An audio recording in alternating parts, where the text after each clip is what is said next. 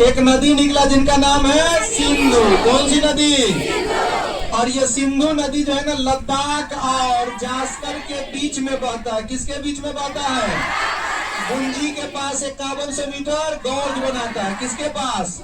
चिल्लास के पास पाकिस्तान में प्रवेश करता है और मिठानकोट के पास मुड़ करके अरब सागर में मुहाना है। कहाँ मुहाना है? कराची इसी नदी के किनारे है, सिंधु नदी के किनारे। कौन सी नदी? ऊपर वाला नदी देख रहे हैं। सियाचिन ग्लेशियर के पास से एक नदी निकला, श्योक नदी। कौन सी नदी? कहाँ से? कौन सी नदी?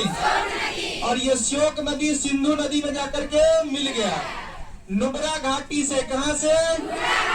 कौन सी नदी निकला? नुब्रा नदी। कौन सी नदी? नुब्रा नदी। और ये नुब्रा नदी श्योक में जाकर के मिला। रसूल गलवान के नाम पे, रसूल गलवान के नाम पे गलवान घाटी नाम पड़ा है। वहां से एक नदी निकलता है जिनका नाम है गलवान वैली। कौन सा? गलवान नदी। और ये किसकी सहायक है? तो बताओ, गलवान नदी किसकी सहायक है? किसकी? श्योक नदी की। समझ गया? जास्कर श्रेणी से एक नदी निकलता है जिसका नाम है जास्कर। क्या नाम है? क्या नाम है? और जास्कर, जास्कर नदी सिंधु में जाकर के मिल जाता है। किस में जाकर के मिल जाता है? और ये मरखा घाटी से, मरखा घाटी में एक हेमिस नेशनल पार्क है मरखा नदी के किनारे लद्दाख में। कौन सा? मरखा घाटी में मरखा नदी बहती है। इस नदी के किनारे हेमिस नेशनल पार्क लद्दाख में है। और ये किस में जाके मिल जाता है? जास्कर में मिलता है। किस में मिलता है? समझ गए क्या?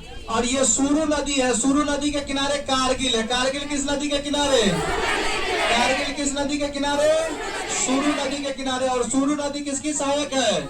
सिंधु की सहायक है। किसकी सहायक है? शेषनाग झील या बेरी नाग झील से एक नदी निकलता है जिनका नाम है झेलम नदी। कौन सी नदी? और झेलम नदी जब आगे बढ़ती है तो श्रीनगर नामक शहर जो है ना वो किस नदी के किनारे?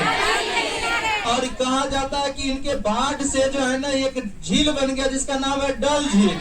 और डल झील को श्रीनगर का गहना कहते हैं। डल झील को क्या कहते हैं?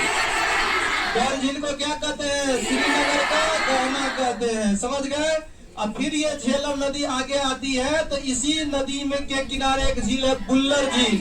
ये मीठे पानी की सबसे बड़ी झील है। मीठे पानी की प्लेट विवर्तनिकी क्रिया द्वारा निर्मित मीठे पानी की सबसे बड़ी झील है। और मीठे पानी की सबसे बड़ी झील कौन है? फिर ये झेलम नदी आगे बढ़ती है तो भारत और पाकिस्तान का सीमा बनाता है। भारत और पाकिस्तान का किसका सीमा बनाता है? और चिनाब नदी में जाकर के मिल जाता है। और पाकिस्तान साइड से एक नदी आता है जिनका नाम है किशनगंगा। कौन सी नदी? पाकिस्तान साइड से पाक ऑक्युपाई कश्मीर में बहते हुए एक नदी आता है, उसका क्या नाम है? किशनगंगा। और ये किस में मिल जाता है? झेलम में मिल जाता है। किस में मिल जाता है?